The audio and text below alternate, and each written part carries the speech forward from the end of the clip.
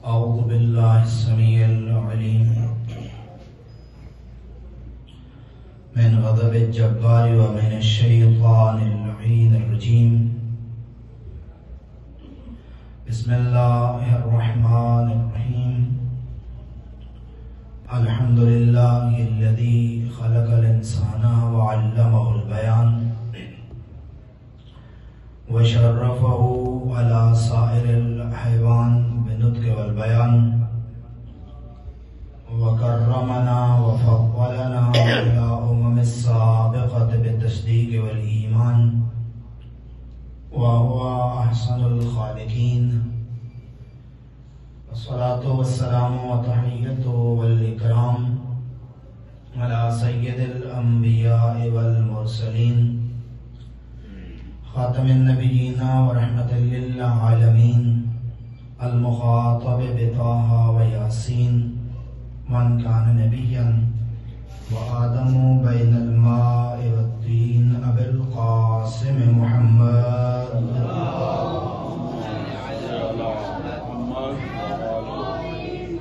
وعلى عطرة الأطيبين الأطهرين المعصومين المظلومين المنتجبين المظلومين ولعنة الله على أعدائهم أجمعين من يوم عداوتهم إلى يوم الدين وبعد يوم الدين.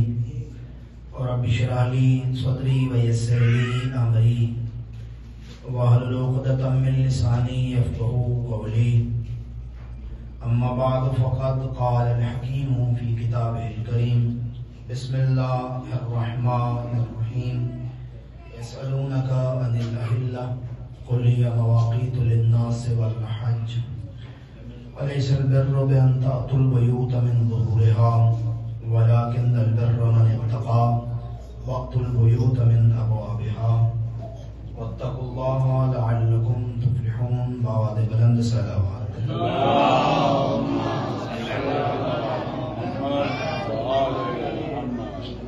دعائے خداوند منان و قدوس آپ تمام دوستوں بھائیوں بزرگوں کا اس بارگاہ میں آنا قبول فرمائے.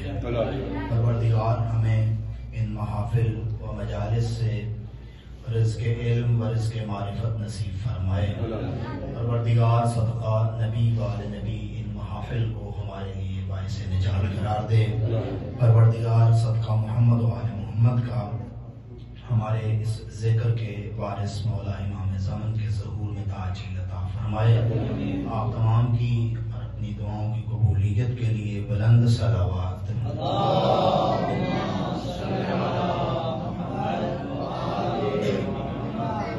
سامعین محترم و حاضرین محفل و مجلس، سورہ مبارکہ بقرہ قرآن مجید کا سب سے طویل، سب سے لمبا اور سب سے زیادہ آیات پر مشتمل سورہ، اور اس کی ایک مشہور و معروف آیت پڑھنے کا شرف حاصل ہوا ہے. قرآن مجید کی کوئی بھی آیت ہو وہ کسی ایک مطلب پر مبنی نہیں ہوتی، بلکہ کئی مطالب، کئی معانی، کئی مفاہیم اس کے اندر پوشیدہ ہوتے ہیں. یہ انسان کا کلام ہے کہ وہ ایک بات کو کئی جملوں میں بیان کرتا ہے. وہ ایک بات سمجھانے کے لیے کئی کہانیاں تراشتا ہے. وہ ایک مطلب کو پہنچانے کے لیے کئی افسانے اور کئی جملوں کی مدد لیتا ہے. لیکن وہ خالق اکبر خدائے لم یزل لا یزال ایک جملے میں کئی کہانیوں کا نچوڑ پیش کرتا ہے.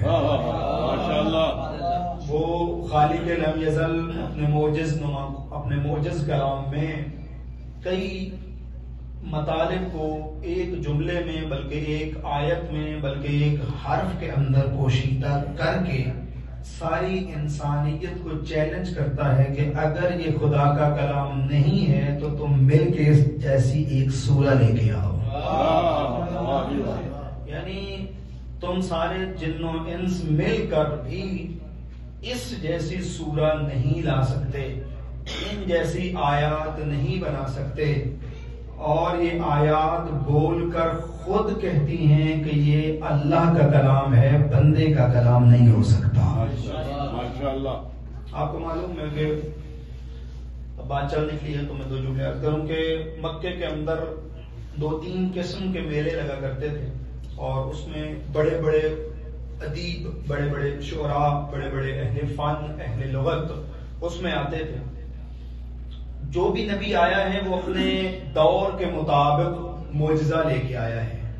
جس نبی کے دور میں جادو عروج پہ تھا وہ جادو کا دور لے کے آیا، جس نبی کے دور میں جنگیں عروج پہ تھیں وہ لوہے کو موم کرنے کا ایک فن لے کر آیا، اور اسی طرح تمام نبیوں کی فہرست آپ کے سامنے ہے۔ لیکن ہمارے نبی کے دور میں زبان عروج پہ تھی تو اللہ نے وہ معجزہ عطا فرمایا جو تمام زبانوں پہ حاوی ہے۔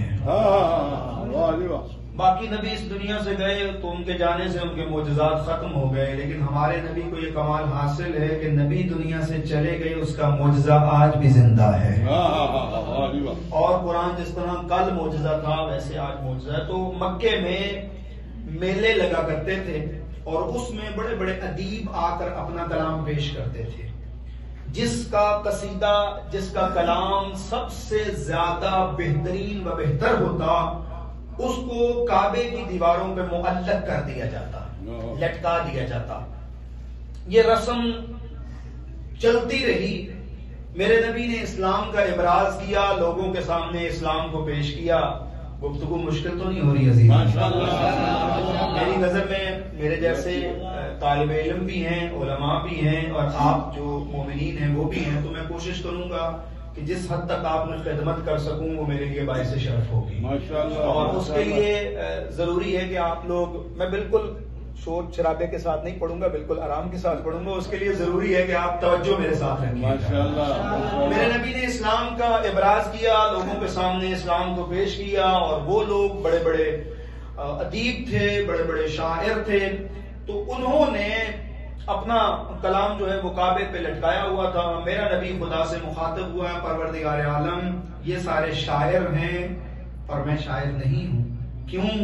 شاعری مجھے زیب بھی نہیں دیتی، کیونکہ شاعر خیالات کو بیان کرتا ہے، میں حقیقتوں کو بیان کرتا ہوں۔ شاعر تخیلات کو جوڑتا ہے، میں حقائق کو کشف کرتا ہوں، لہذا مجھے شاعری زیب نہیں دیتی۔ بتا، میں اگر تیری دعوت کو، تیرے حکم کو، تیرے اسلام کو، تیرے دین کو لوگوں کے سامنے پیش کروں تو کیسے پیش کروں؟ ارشاد پروردگار ہوا زیادہ زحمت نہیں کرنی، یہ 3 آیتیں لے جا اور انہیں کعبے کی دیوار پہ لٹکا دے۔ نبی نے وہ 3 آیتیں لیں اور کعبے کی دیوار پہ آویزاں کر دیں۔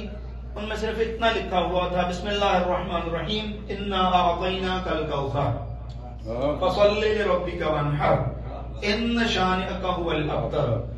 ہر شاعر و ادیب اپنا لٹکایا ہوا قصیدہ خود اتارتا تھا اور ایک جملہ کہتا تھا، ما ھذا کلام البشر، یہ انسان کا کلام نہیں ہو سکتا۔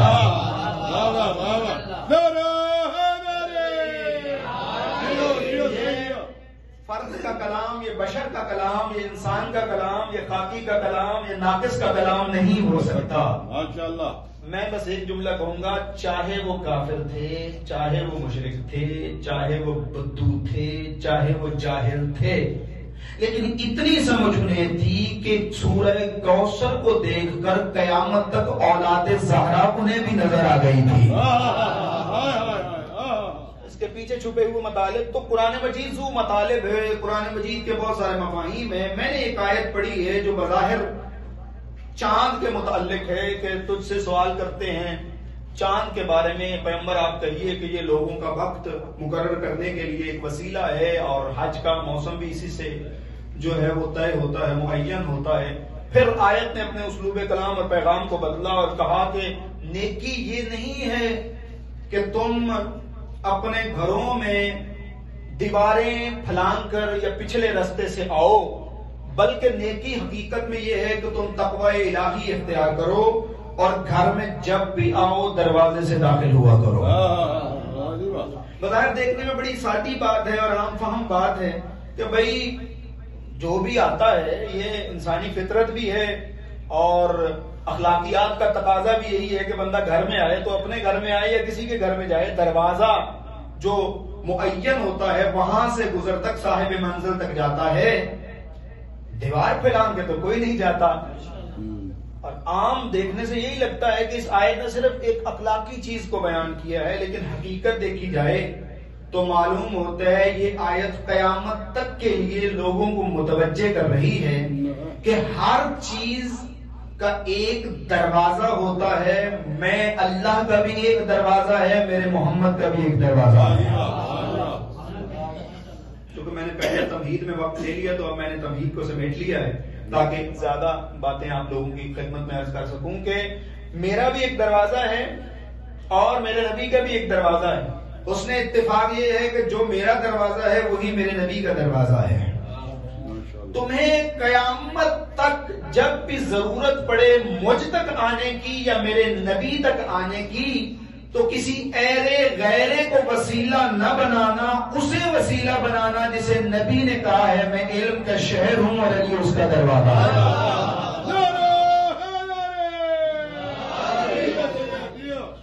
جو فرما رہے ہیں ماشاءاللہ نیک ہونے کی علامت یہ ہے، متقی ہونے کی علامت یہ ہے کہ تم جب بھی داخل ہو، گھر کے اندر جانے کا ارادہ کرو، کہیں بھی جانے کا ارادہ کرو تو دروازے سے آیا کرو.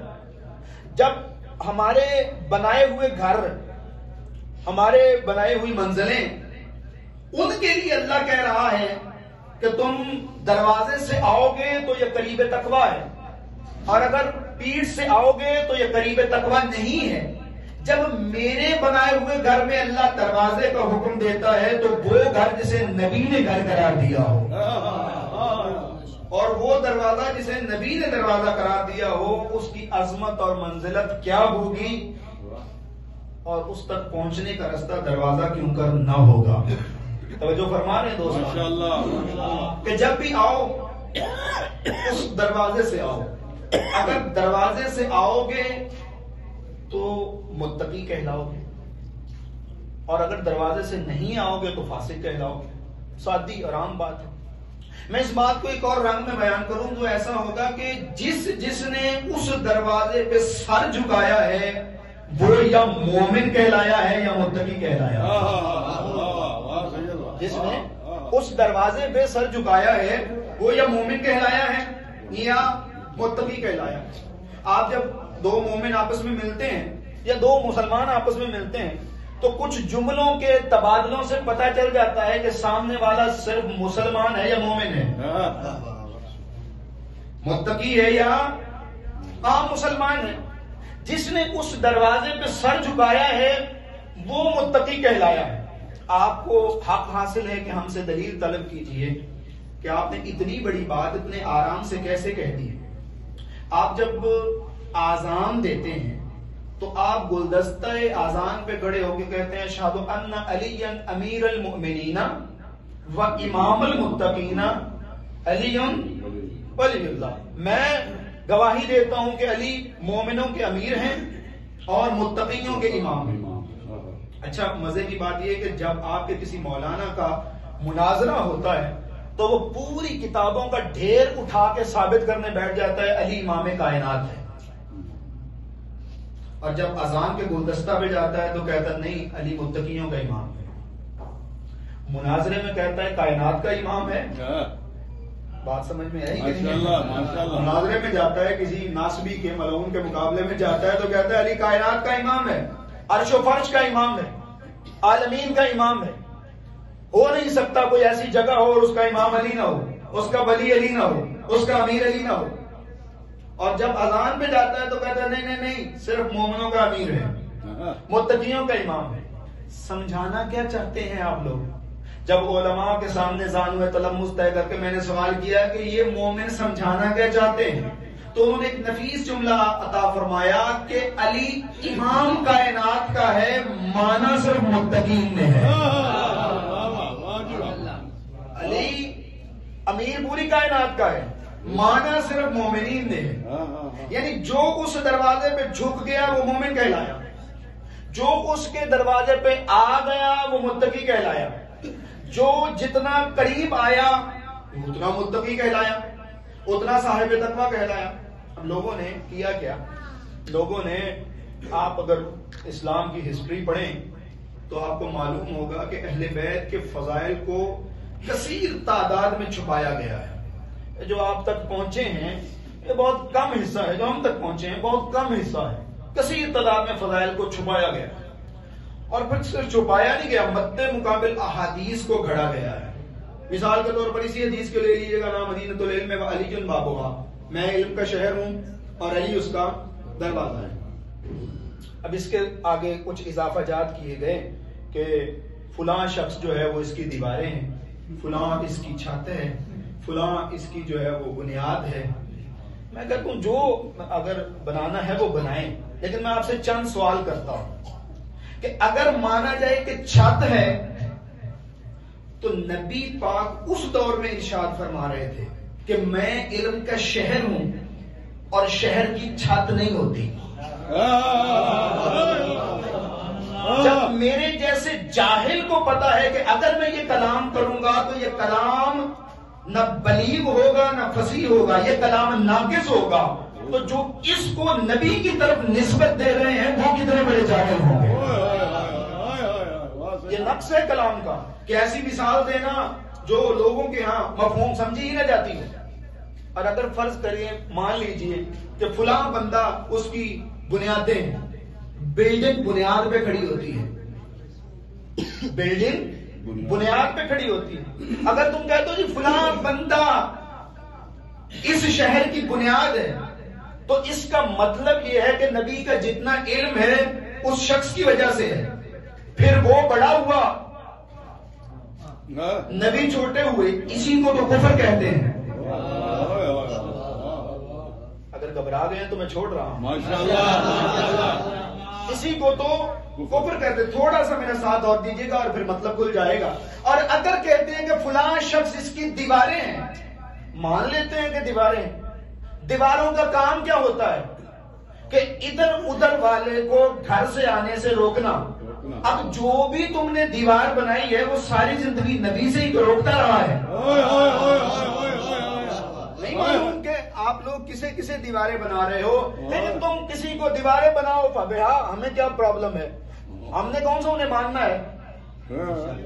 آپ انہیں جو بھی بنائیں، ہمیں کون سا ان سے کوئی غرض لینا دینا ہے؟ ہمارا دروازہ صرف اہل بیت کا دروازہ ہے. تم انہیں دیواریں بناؤ، بسم اللہ.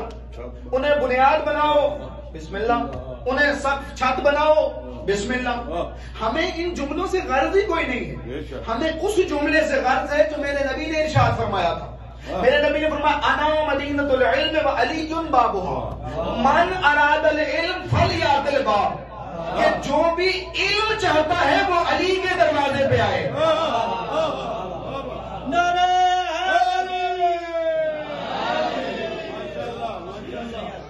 من اراد العلم فلیات الباب، کہ جو بھی علم چاہتا ہے وہ علی کے پاس آئے، جو جہل چاہتا ہے وہ جس کے پاس مرضی جائے.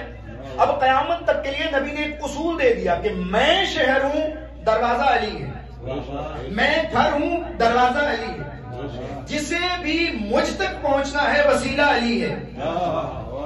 میں بات کو اور ذرا آسان کروں کہ علی کے علاوہ کوئی سمجھا ہی نہیں سکتا کہ رسول کیا ہے. دیکھیں، میں اکثر کہا کرتا ہوں کہ بہت سارے ایسے کمالات جو ہیں نبی کے، کمالات ہیں نبی کے، اظہار علی کے ذریعے ہوا ہے. میں بات کو کھولتا ہوں، بہت سارے ایسے کمالات ہیں جو ہیں میرے آقا کے، اظہار علی کے ذریعے ہوا ہے. کہ اگر علی نہ ہوتے تو لوگوں کو اس کمال کی خبر ہی نہ ہوتی. مثال کے طور پر شجاعت، بہادری ہے نبی کی، اظہار علی کے ذریعے ہوا ہے. یعنی اگر علی نہ ہوتے تو لوگوں کو پتہ ہی نہ چلتا کہ محمد کی شجاعت کیا ہے. یہ ممبر ہے اور اس کا ایک تقدس ہے، ایک اس کا مقام ہے.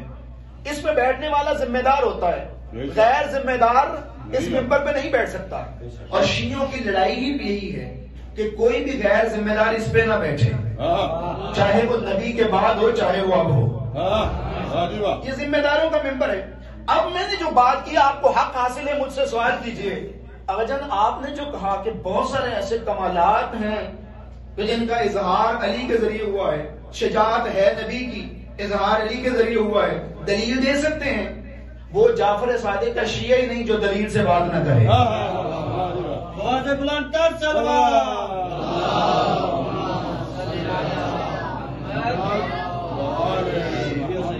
آپ نے سلوات سے مجھے حوصلہ دیا، ورنہ میں تو بھول گیا تھا کہ اس مجلس میں سلواتیں بھی ہوتی ہیں.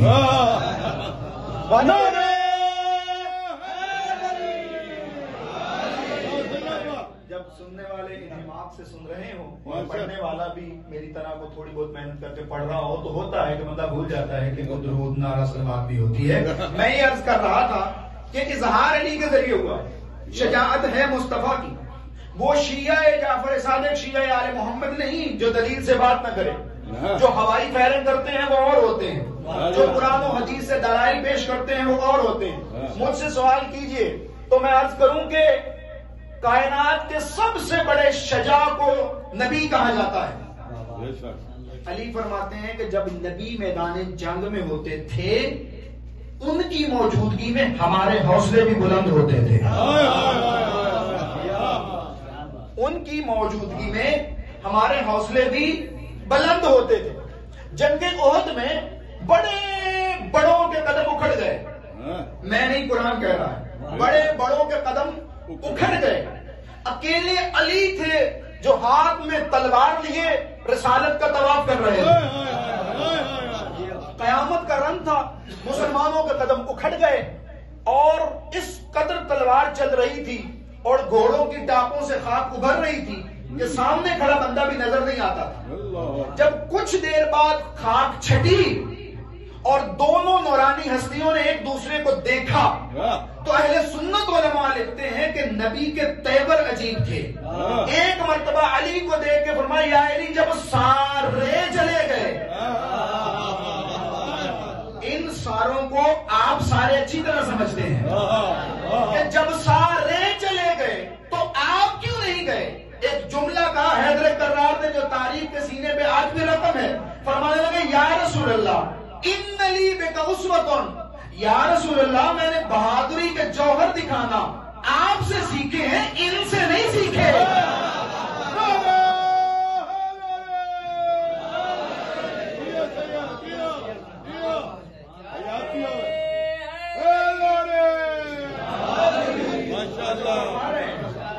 شجاعت ہے مصطفیٰ، اظہار و ابراز علی کے ذریعے ہوا ہے.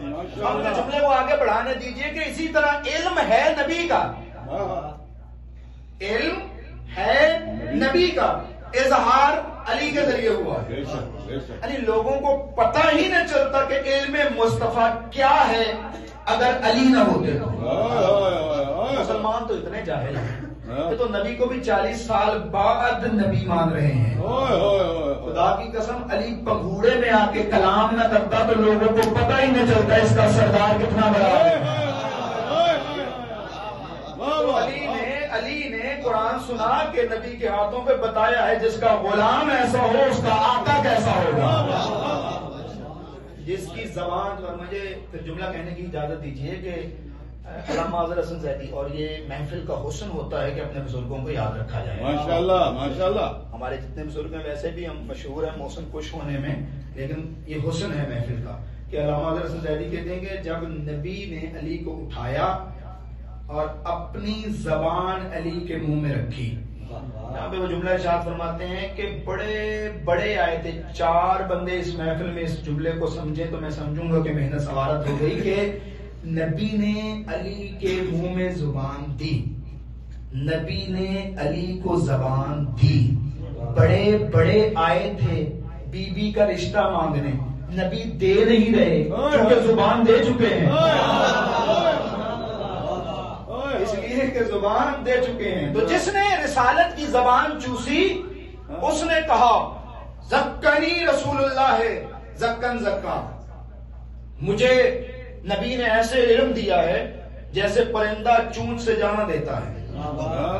زکنی رسول اللہ زکن زکا. نبی نے ایسے علم دیا جیسے چونچ سے پرندہ دانا دیتا ہے. میں نے یہ کئی دفعہ کیا کہ چنیوٹ میں ایک جگہ پڑھتے ہوئے میں نے یہی ترجمہ کیا کہ نبی نے ایسے علم دیا جیسے پرندہ چونچ سے دانا دیتا ہے. تو مجلس کے بعد ایک بزرگ پڑھے لکھی شخصیت تھے، علمی شخصیت تھے، وہ میرے پاس آئے. آج سے 7-8 سال پہلے کی بات ہے غالباً. تو انہوں نے کہا کہ ترجمہ درست ہے کہ نبی نے جیسے ایسے علم دیا جیسے پرندہ چون سے دانہ دیتا ہے، لیکن یہ اس سے بھی بہتر ہو سکتا ہے۔ میں نے کہا آپ بزرگ ہیں، اصلاح فرمائیے، اصلاح کی گنجائش تو ہے، وَالْعِصْمَةُ لِأَهْلِهَا۔ تو انہوں نے فرمایا کہ ایسے نہ کہا کرو کہ جیسے پرندہ چون سے دانہ دیتا ہے، کہ ایسے کہا کرو کہ جیسے کبوتری اپنے بچے کو دانہ دیتی ہے۔ میں کبوتر باز تو نہیں ہوں، کبوتر تو میں نے رکھے ہوئے نہیں ہیں، اور نہ ہی مجھے پتا ہے کہ ان کا رہن سہن کیسا ہے۔ تو میں نے ان سے پوچھا کہ اس عام سادہ ترجمے میں اور اس خاص مثال میں فرق کیا ہے؟ فرمانے لگے کہ باقی جتنے پرندے دانہ دیتے ہیں وہ کچھ تبدیلی کر کے بچے کو دیتے ہیں، کبوتری ایسا پرندہ ہے جیسے دانہ لیتا ہے ویسے پرندے کے حوالے اپنے بچے کے حوالے کر دیتا ہے۔ نبی نے جیسے علم لیا تھا ویسے ہی علی کے سینے میں اتار دیا۔ اور خطبہ غدیر میں وہ جملہ مشہور و معروف ہے، فرمایا کہ ما من علم الا وعلمته علیا وهو امام المبین، میرے پاس کوئی ایسا علم ہے نہیں جو اللہ نے مجھے عطا کیا اور میں نے علی کو نہ دیا ہو۔ گھبرائے تو نہیں بیٹھے عزیز؟ ماشاءاللہ ماشاءاللہ، یہ اسی علم نبی کی برکت تھی کہ علی منبر پہ بیٹھ کے کہتے تھے کہ لو سنیت لی الوسادۃ وجلست علیہا لافتیت اہل التوراۃ بتوراتہم واہل الانجیل بانجیلہم واہل الزبور بزبورہم واہل الفرقان بفرقانہم۔ اگر میرے لیے مسند بچھا دی جائے اور علی اس میں متمکن ہو جائے تو علی تورات والوں کو تورات سے جواب دے گا، زبور والوں کو زبور سے جواب دے گا، تورات والوں کو تورات سے، زبور والوں کو زبور سے، انجیل والوں کو انجیل سے، فرقان والوں کو فرقان سے جواب دے گا۔ حدیث یہاں رک جاتی، میری زبان بند ہو جاتی، حدیث آگے بڑھی، شیخ صدوق لکھتے ہیں یہاں بات رکی نہیں، بلکہ علی نے کہا میں چاروں کتابوں سے ایسے جواب دوں گا، تورات بول کے کہے گی علی حق ہے، زبور بول کے کہے گی علی حق ہے، انجیل بول کے کہے گی علی حق ہے، قرآن کی تو ہر آیت کہتی ہے علی سچ ہے، علی حق ہے۔ اس علم کو درک کرنا ہے تو حیدر کرار کے سامنے جھکنا پڑے گا، جو جھکا وہ کامیاب ہو گیا، وہ کائنات کا عالم کہلایا، جو بکھر گیا اکڑ گیا وہ ذلیل و رسوا ہوا، وہ تباہ و برباد ہوا۔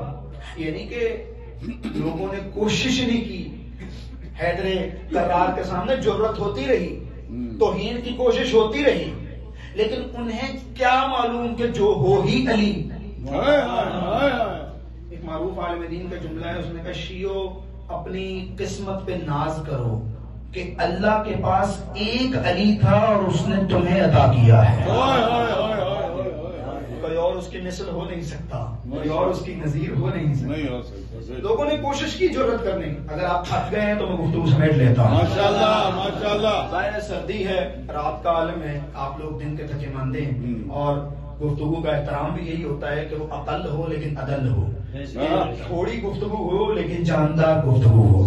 تو میں یہ دعویٰ نہیں کر رہا کہ جاندار ہے، میں تو آپ دوستوں بھائیوں کے افوات علمی سے استفادہ کرتے ہوئے آپ کے سامنے بات کر رہا ہوں، لیکن اتنا ضرور عرض کروں گا کہ ایسی گفتگو ضرور ہو جو کل قیامت کے دن آپ کی نجات کی ضامن بھی ہو، میری نجات کی ضامن بھی۔ تو جو فرمان ہے، لوگوں نے 10 منافقین کے نام لکھا گیا کہ انہوں نے کوشش کی کہ علی جو کہتا ہے کہ سلونی سلونی قبل ان تفقدونی، پوچھ لو مجھ سے قبل اس کے کہ تم مجھے کھو دو، سلونی سلونی ان طرق السماء فانی اعرف بها، کہ مجھ سے پوچھ لو میں زمینوں سے زیادہ آسمانوں کے راستے جان۔ آئیں آج علی سے سوال کرتے ہیں، ایک سوال کا ایک جواب تو سارے دے دیتے ہیں، مزہ یہ ہے سوال ایک وہ جواب 10 ہوں، وہ 10 اکٹھے ہو کے آئے۔ اب لکھا ہے کہ علی مسجد کوفہ میں بیٹھے ہوئے تھے اور شاید نماز نوافل کا ارادہ رکھتے تھے، وہ لوگ آئے اور آگے کہنے لگے کہ اے علی ہمارے کچھ سوالات ہیں، بیان کرو۔ نے کہا سوال ایک ہے، بندے ہم 10 ہیں، 10 کو الگ الگ جواب چاہیے، سوال کرو۔ ان کا یہ بتائیے کہ علم افضل ہے یا مال افضل ہے، دولت افضل ہے؟ کہ جو تم لوگ نجف میں آئے بیٹھے ہو تم لوگ دولت کو ٹھوکر مار کے آئے بیٹھے ہو. اب حیدر کرانا تم علم افضل ہے دولت. مولانا نے فرمایا کہ علم افضل ہے. علی ایسی بات نہیں, دلیل دیجیے. حیدر کرانا فرمایا اس لیے کہ علم انبیاء کی میراث ہے, دولت فرعون کی میراث ہے. علم افضل ہے یا دولت مال؟ فرمایا علم افضل ہے. کیوں؟ کہ اس لیے کہ دولت خرچ کرنے سے کم ہوتی ہے, علم خرچ کرنے سے زیادہ ہوتا ہے. علم افضل ہے یا مال؟ فرمایا علم افضل ہے اس لیے کہ مال کی تم حفاظت کرتے ہو, علم تمہاری حفاظت کرتا ہے. علم افضل ہے یا مال؟ فرمایا علم افضل ہے اس لیے کہ دولت چوری ہو جاتی ہے, علم کبھی چوری نہیں ہوتا. علم افضل ہے یا مال؟ فرمایا علم افضل ہے. کیوں؟ اس لیے کہ دولت قبر تک تمہارا ساتھ دیتی ہے اور علم قبر کے اندر بھی تمہارا ساتھ. علم افضل ہے یا دولت؟ فرمایا علم افضل ہے اس لیے کہ عالم کے دوست زیادہ ہوتے ہیں, مالدار کے دشمن زیادہ ہوتے ہیں. جہاں تک مجھے بات کرنی تھی وہاں تک میں لے آیا. جب یہ جملے 10 کے 10 کو علی نے جواب دے دیا, یہ جملہ رقم نہ ہوتا کتب میں کبھی نہ پڑھتا. علی فرمانے لگے بس ہو گئے جواب, ہو گئے. علی نے فرمایا تم تو صرف 10 تھے نا, اگر آدم سے لے کر قیامت تک ہر شخص علی سے ایک سوال کرے, علی سب کو علیحدہ علیحدہ جواب دے گا.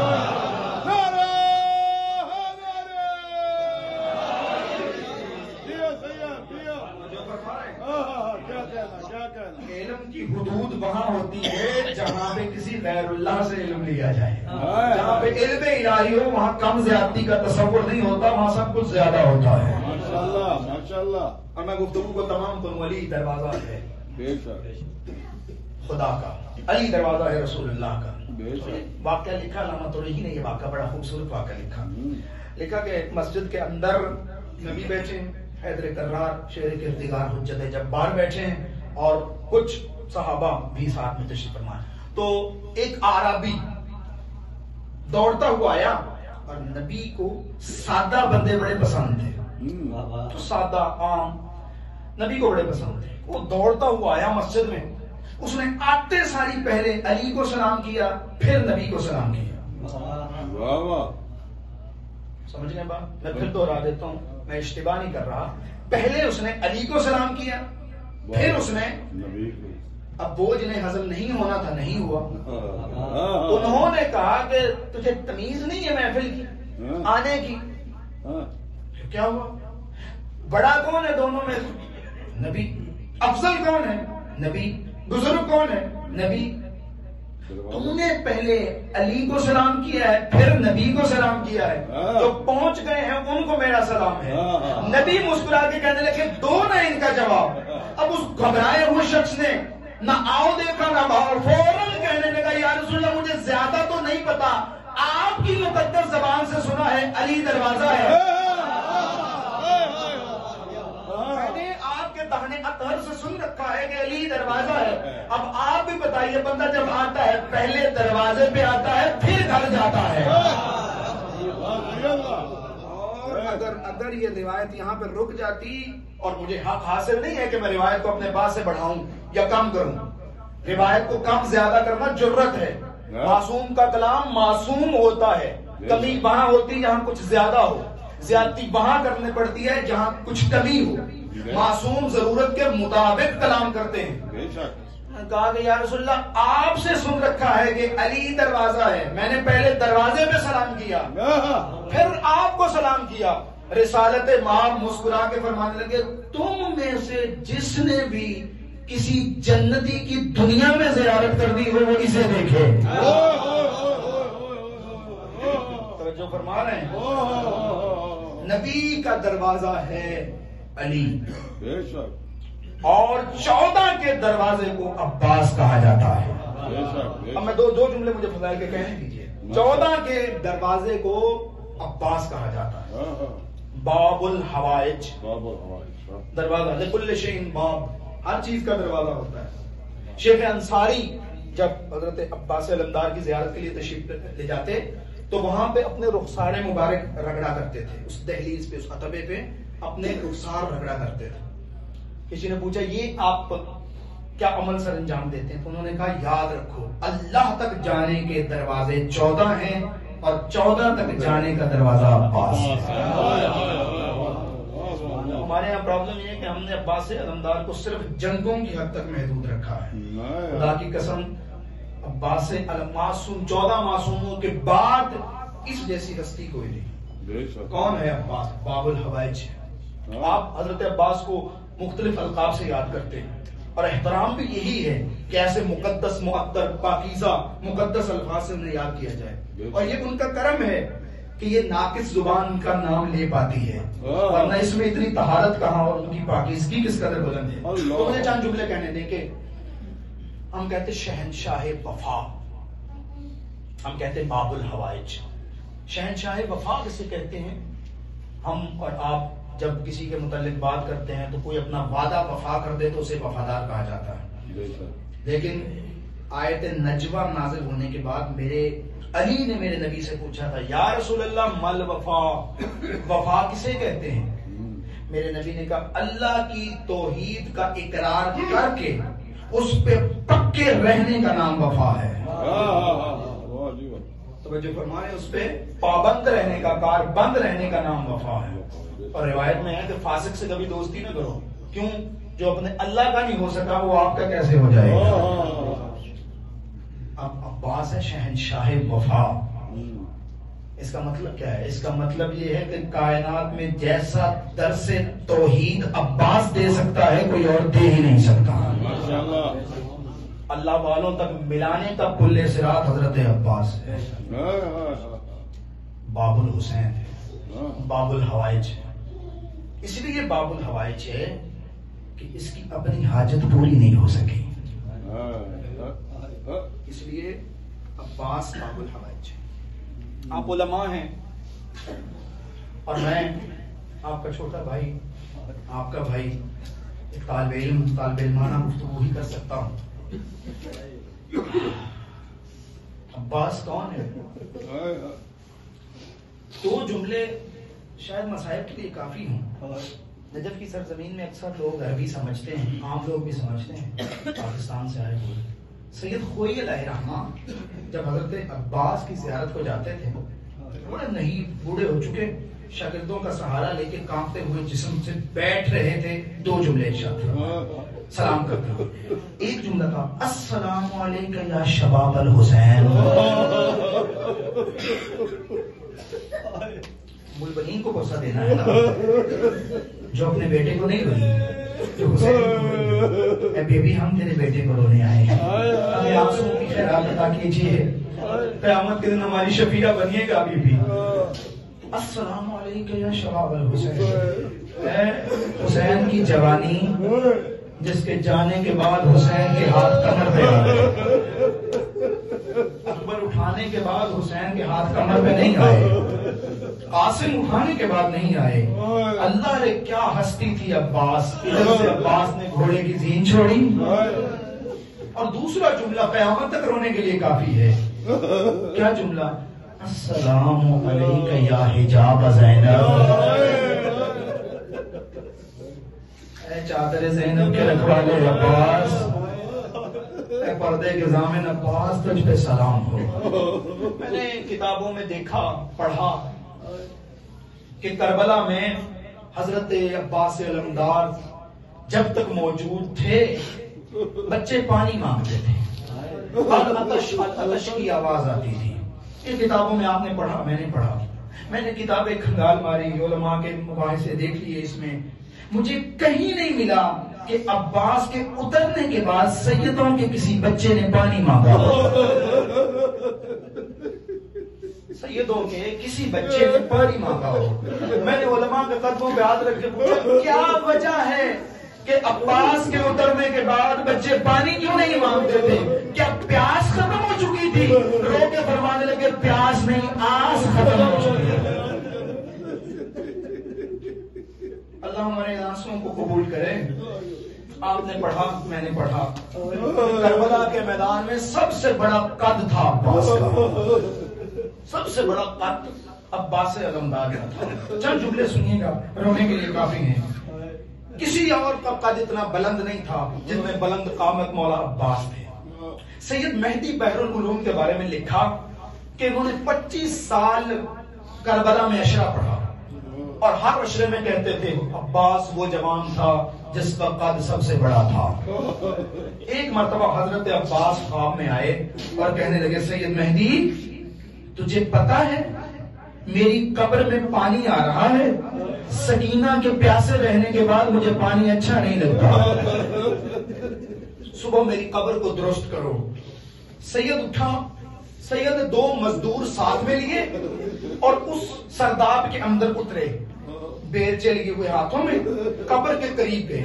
بس رونے کے لیے یہ جملہ کافی ہے. جیسے دونوں مزدور قبر کے قریب گئے ان مزدوروں نے بیلچے پھینکے, سید کی طرف دیکھ کے کہنے لگے 25 سال تو نے پڑھا ہے, 25 سال ہم نے سنا ہے, تو نے ہمیشہ پڑھا ہے عباس کا قد سب سے بڑا تھا, عباس کا قد سب سے بڑا تھا, ہمیں بتا تو صحیح جس کا قد اتنا بڑا تھا اس کی قبر اتنی چھوٹی کیوں ہے,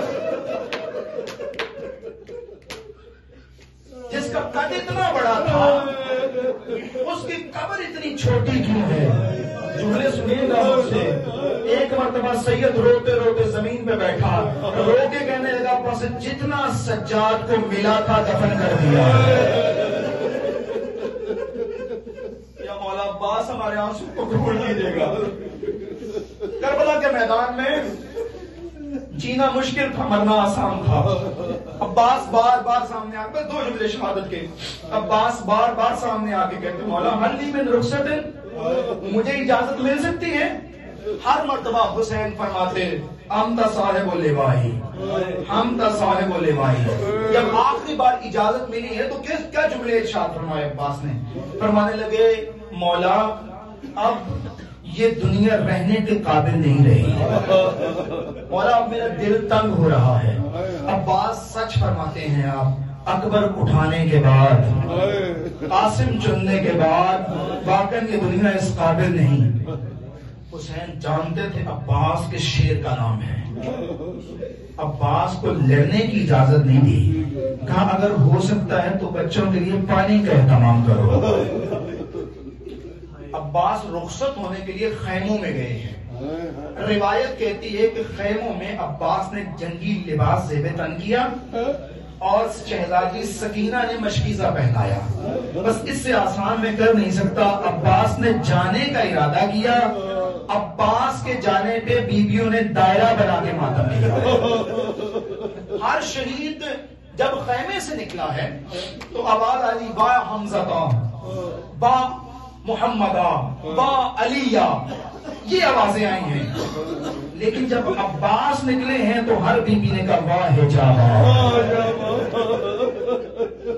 عباس چند قدم چلے کہ شہزادی زینب نے بلایا, عباس بھیا رکیے. شہزادی کیا حکم ہے, بیٹھیے. عباس بیٹھے. ایک مرتبہ فرمانے لگی عباس میں بالکل چھوٹی تھی اور بابا علی کی گود میں بیٹھی تھی, اچانک میرے بازوؤں سے چادر ہٹی اور بابا نے میرے ہاتھوں کا بوسہ لیا, میرے بازوؤں کا بوسہ لیا. میں اٹھ کے کھڑی ہوئی, میں نے کہا بابا آج آپ ہاتھوں کا بوسہ کیوں لے رہے ہیں؟ میرے بابا نے رو کے کہا تھا زینب ان ہاتھوں میں رسیاں پہنائی جائے گی. عباس جب میں نے بابا سے یہ کلام سنا, کلام برحق تھا, لیکن میں سوچا کرتی تھی جس کا عباس جیسا بھائی ہو کس کی جرت ہے میں اس کے ہاتھوں میں رسیاں پہنائے. لیکن عباس آج تو جا رہا ہے, مجھے یقین ہو گیا میں قیدی بنائی جاؤں گی. عباس چلے ہیں, گھوڑے پہ سوار ہوئے ہیں. عباس کو جنگ کرنے کے لیے بس ایک جملہ مجھے اور پڑھنے دیجیے, جنگ کرنے کے لیے تلوار نہیں دی گئی. اگر تلوار دی جاتی تو جنگ کا سما کچھ اور ہوتا. عباس کو نیزہ دیا گیا, علم دیا گیا اور کندھے پہ مشکیزہ پہنایا گیا. عباس نے دریا کو صاف کیا, عباس کی ہیبت سے دریا صاف ہوا, گھوڑے کو پانی میں اتارا, مشکیزے کو بھرا. بس 2 جملے مجھے سننے ہیں, میں تفصیلی شہادت چھوڑ رہا ہوں, بس آنسو آ گئے اور عبادت ہو گئی. اور ایک مرتبہ اپنے گھوڑے سے کہا کہ پانی پیو, گھوڑے نے منہ ہٹایا اور پانی نہیں پیا. ایک مرتبہ خود چلو بھرا ہے پانی کا. اب علماء ایسے ہی پڑھتے ہیں اللہ جانے اس پانی میں اصغر کی شکل نظر آئی یا صغیر. مرتبہ شہنشاہ وفا نے اس پانی کو پانی کے منہ پہ مارا، علی کا شیر باہر آیا، اب کوئی قریب نہیں آ رہا، دھوکے سے عباس کے دائیں بازو کو کاٹا گیا۔ عباس نے خیمے کا رخ کیا ہوا ہے اور فوراً مشکیزہ بائیں بازو پہ لیا، ایک کمینے نے تلوار کے ساتھ بائیں بازو کو قلم کیا، عباس کا بازو قلم ہوا، مشکیزے کو دانتوں پہ لیا، اور آپ جھکے ہیں گھوڑے کے اوپر کے مشکیزہ بچ جائے، ابھی گھوڑے کا رخ خیموں کی طرف ہے اور گھوڑا چل رہا ہے، ایک کمینے نے ایک تیر مارا، اب کی بار تیر عباس کو نہیں سکینہ کے مشکیزے کو لگا، جیسے ہی سکینہ کے مشکیزے کو لگا، ایک مرتبہ عباس نے کہا، اے میرے گھوڑے اب مجھے خیموں کی طرف نہ لے کے جا، گھوڑا مڑا ہے۔ رونے والوں، ایک عالم دین نے پوچھا تھا کہ مولا بتائیے آپ کا قد اتنا بلند تھا، آپ کے سر مبارک میں گرز کیسے لگا؟ عباس فرماتے ہیں جیسے ہی میں گھوڑے پہ جھکا تھا، کسی کمینے نے میری آنکھ میں تیر مارا ہے، میں نے اپنے گھٹنوں کو بلند کر کے تیر کو کھینچنا چاہا ہے، ایک کمینے نے گرز مارا، نہیں معلوم عباس کتنی دیر تک نذیر میں تھے۔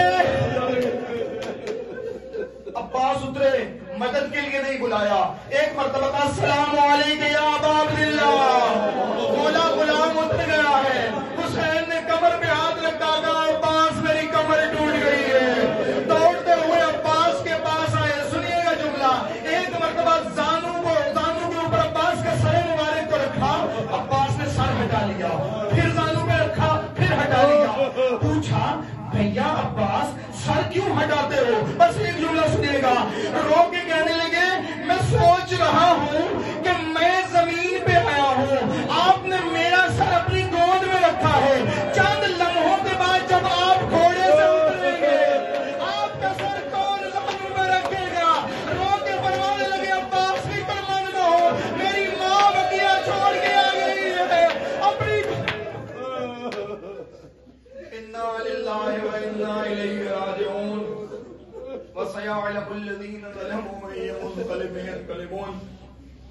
پروردگار صدقہ نبی